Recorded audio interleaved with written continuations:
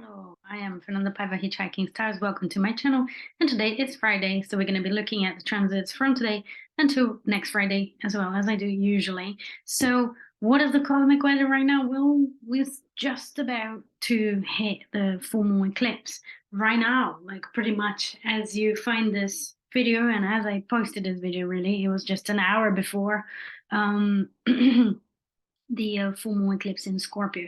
So at almost 15 degrees Scorpio. So moods might be like a bit funny. We might be feeling intense. I personally feel very tired. I think eclipse season usually really maybe it's this eclipse season that has been falling and activating my sixth house as well, to be honest, which is the house of daily routines. Is a sort of Virgoan house, so it's about daily routines and health as well, and all of these things as well. So if you're not sure where this eclipse is falling in your chart, go on my video about where this eclipse is going to fall based on your ascendant. If you know what your rising sign is, then you might find out there in that video. And so for me, the feelers today is intense, bit slow as well. I'm not feeling very productive or particularly productive today, so not a lot of work has been done, even though I've been sat here for ages. But I'm sort of accepting it, and I'm sort of rolling with it, and navigating these feelings a little bit more, respecting the fact that it is an intense time, a time of release, a time of detoxing, if you will. So tell me how you're feeling. What's going on for you? What's the peak of this full moon eclipse like for you? Is anything particularly happening? Is any drama that's been coming up for you, or what's going on? I mean, with the full moon eclipse in Scorpio, we definitely have a bit of a darker quality to the feelings that come up very strongly. So they definitely point up to our shadows as well, to things that that we're not so comfortable with as well. So I guess part of the practice is to learn what your comfort zone is, which is again another video I did all about Taurus and all about the North Node in Taurus as well, which I think could be useful to have in mind during these eclipse season. So as soon as I finish with this video, I am definitely going to have a bath with salt, and I'm going to set some intentions here for release.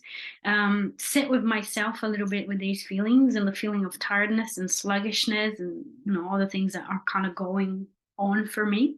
And I'd suggest the same for you if you have the opportunity to kind of sit with these feelings and try to get to the core of it and see what sort of new beginning will be the best right now for you.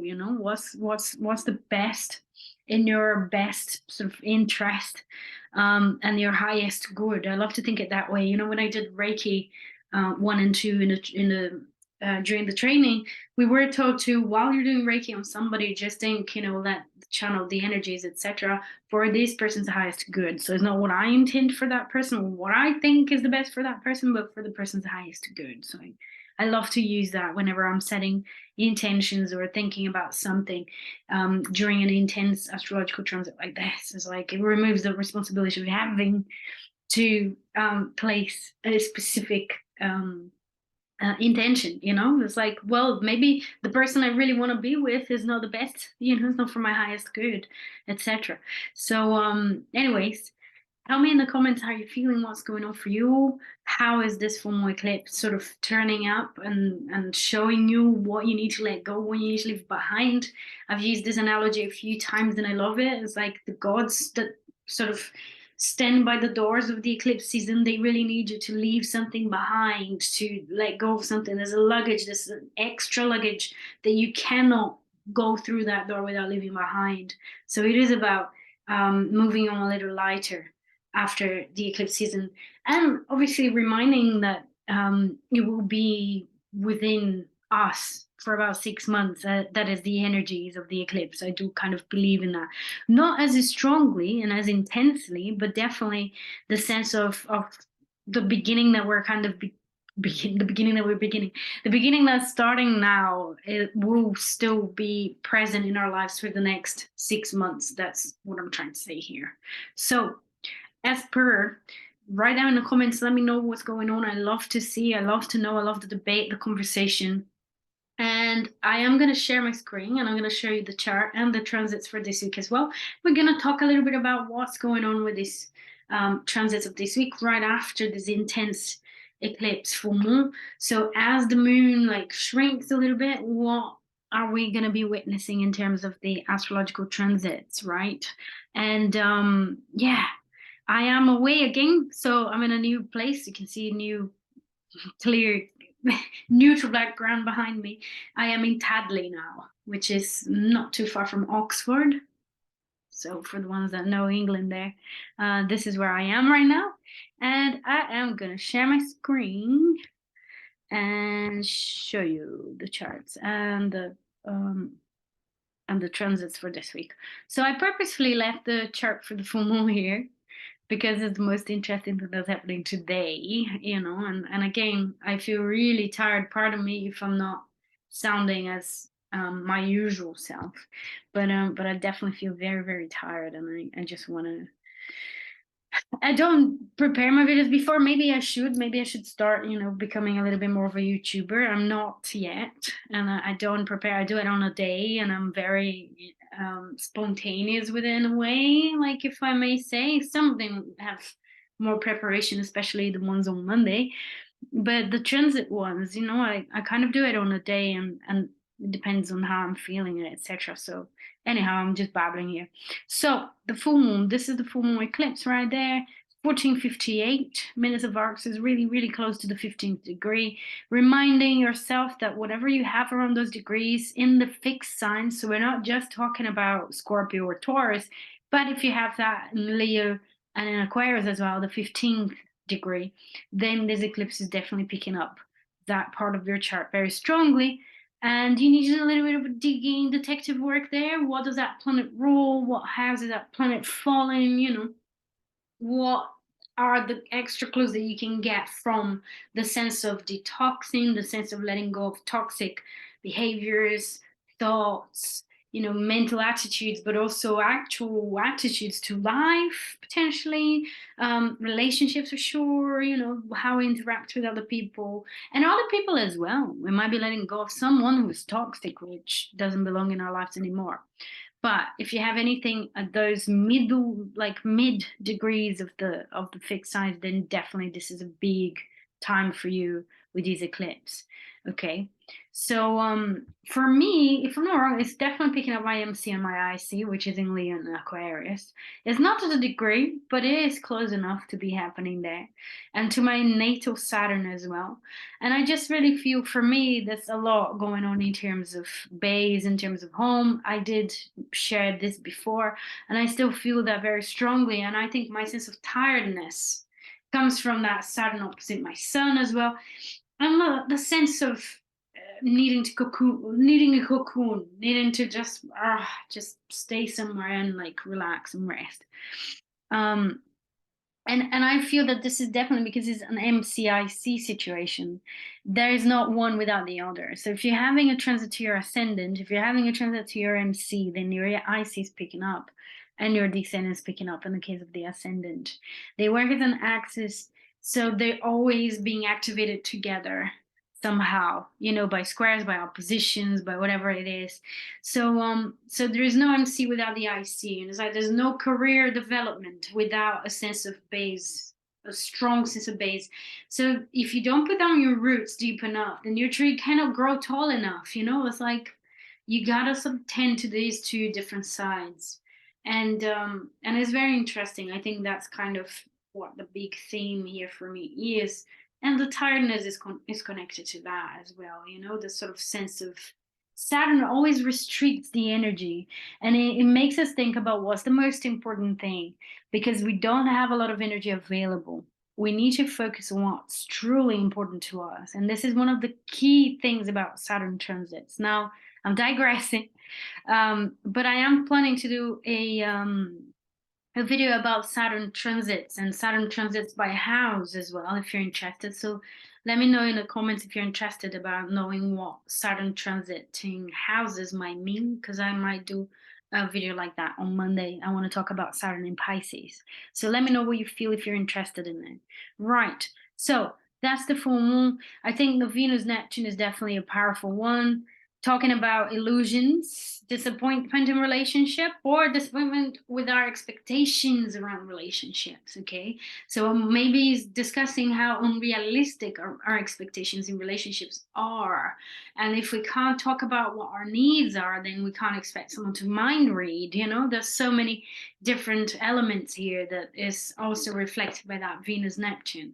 But I definitely think that's got to do with something about becoming a little bit more realistic and shining the light onto our tendency to idealize here, our tendency to create, you know, confusion as well, or experience confusion in our lives. Very much reflected by that Venus Neptune, and the Mars square Chiron here as well for me. You know, it's like the Venus Neptune is a search for merging with somebody. So it's like trying to merge with a situation, or not to take responsibility in the situation somehow, going back to the source and seeking for the Garden of Eden again, you know, that state of union and where everything is perfect, seeking perfection. And then that Mars Chiron for me is talking about the wounds of separation. It's like not being assertive enough, not speaking up for your needs enough, not, you know, it's like these two contrasting energies here, the Venus Neptune with the merging, and the Mars Chiron with like, oh, I can't say that I actually want this because I don't want to hurt the other person, or I feel separation anxiety. Basically, I'm anxious about separating and doing things on my own, or doing things in my own way because I might hurt the other person. So I think those are going to be very much there in the spotlight during this eclipse now today. And so best thing really is to sit with it. Don't act out. I think this is one of the most important advices there as an astrologer, you know, as a person that has experienced, you know, eclipses, that have activated important transits in my life in the past. Whenever we act out, we sort of regret a little bit, especially with Mercury retrograde. We sort of like think, oh no, you know, a week later, we're a bit like, oh, I overreacted. I shouldn't have broken up with this person, or I shouldn't have burned the house down. And now I kind of regret. So try to sit with whatever uncomfortable feelings come up to you if you can. You know, I'm going to do a super power bath with like oils and salts, and I'm just really going to soak there. And I'm going to try to really get in tune with this um, more natural and more natural nature spirit, let's put it that way, and offer to them whatever uncomfortable feelings I might be feeling today as well. For me, again, I confess it doesn't really have much to do with relationships, but more on the physical aspects of having a routine or not having a routine, and how harsh I am with myself.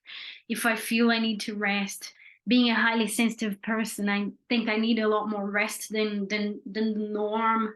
You know, I'm not a hustler. I can't just hustle. I need a lot of breaks in between what I'm doing.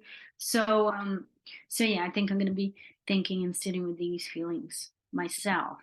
So moving on, what's going to be happening this week really is we're going to have Venus moving into Cancer. Oops, here we go. That's going to be the 7th of May. So that's going to be Sunday. So Sunday, Venus shifts from Gemini to Cancer, and there's a lot more homemaker position for Venus there. It's ruled by the moon. So yeah, so there's a kind of a more homemaker, the love of home, and the sort of like appreciating your surroundings is a great positioning for the rituals around homemaking, hearth, and yeah, all of these types of topics there. If you've been trying to surrounding yourself with beauty, you know, it's like Venus is about our values. So whenever it shifts a sign, is that sense of a flavor of a time. It's time flavor. Let's put it that way. That's what the planets represent with this shift between signs. So each star sign represents a kind of a specific flavor of that time. And Venus talks about values and beauty, and what we find beautiful, what we find important. And obviously, because we still have so much in Taurus, that Venus does have a very important role there, you know. So from the Gemini and the urge to speak and to write things down, etc., we go in a more touchy-feely, in a more emotional manifestation of it as well. I think it will reflect a more of an appreciation for security, perhaps, because I think Taurus and Cancer, what they have in common is the search for security. It's also when we're gonna see another Grand Trine in water, which will be forming this week, within this week, as Venus move on, which will be similar to the Mars one that I spoke a few times. What Grand Trine is when 3 points make a 120 degrees to each other. So it's like a trine between each other. And we're going to have that Venus in Cancer trine the South Node in Scorpio, which will be right here. I mean, if I show you, let me show you the South Node because for some reason I took it out. There you go. So we'll have Venus to the South Node in Scorpio, to Saturn in Pisces.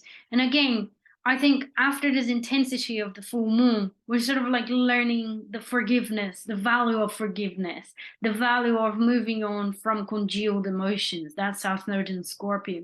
The value of moving away from unnecessary drama, but without freezing our emotions, without becoming disconnected and detached from our emotional self. I think that's the promise of that Grand Trine in water. And it will be within orb a little bit further along, a little bit further ahead. But this is the 8th of May. Look, the 9th of May on a Tuesday, Venus is trine the South Node, is forming a closer, tighter trine to that South Node. That's a beautiful aspect, That's a really beautiful aspect. I really like it. In fact, the 9th of May is another aspect I wanted to talk about, which is the Sun-Uranus conjunction. So they will be together at 18 degrees, 15 minutes, 55 minutes of arc in Taurus. If you have anything in those degrees of the fixed signs, then that's especially relevant to you because it will activate that Uranus transit. But the Sun-Uranus conjunction is usually a day where we need to do something different.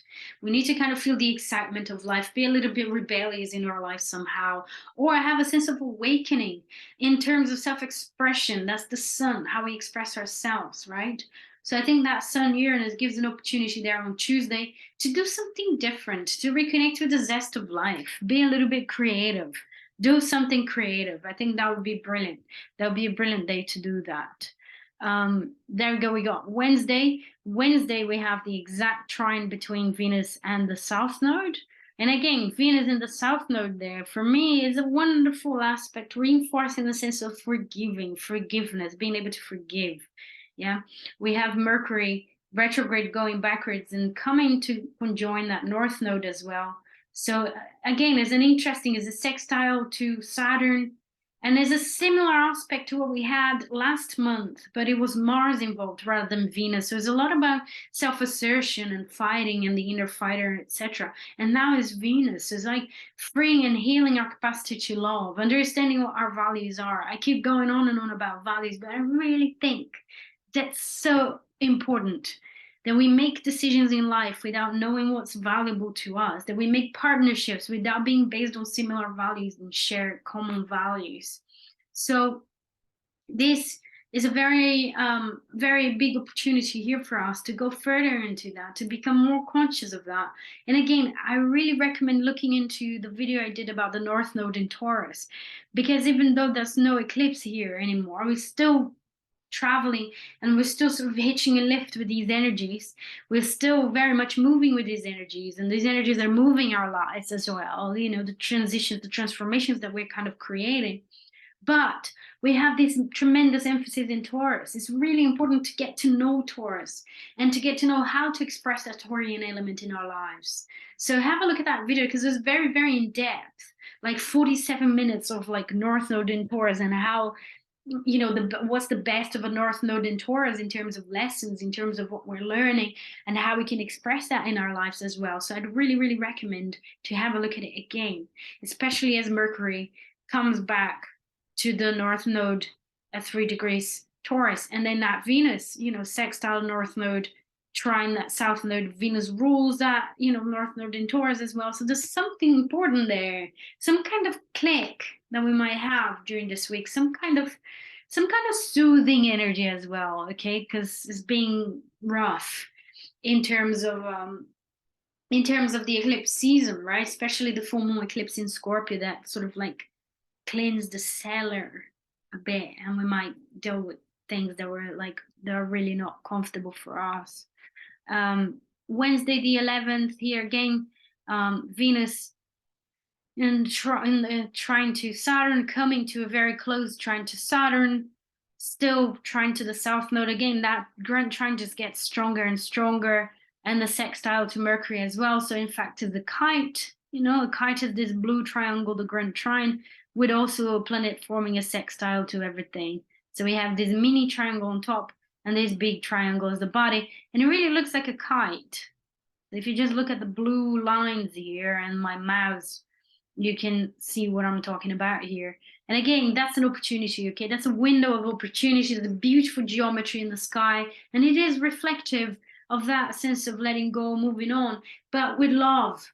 That we can become more mature in our expression of love, that you can take a ride on that you can become more conscious, more aware, and better to verbalize what your values are. If you're having struggles in relationships, if you're having struggles in any Venusian area, money, how you're doing your finances and all of that, this is a great opportunity. But it's got to do with stability, how you build a stability in your life. So this kite sort of helping you along that process. And here comes Friday. Friday, we still look at this. I mean, Jupiter will move into Taurus on the 16th of May, so I'll be talking about it next Friday, and maybe even do a specific video about Jupiter. But Jupiter will move into Taurus as well, and we have this great emphasis in this sign of Taurus, and with the Cancer there, and that beautiful kite this week. So please make the most of it. Try to get really serious about your emotional values. What brings you emotional security? That's Venus in Cancer, Saturn in Pisces.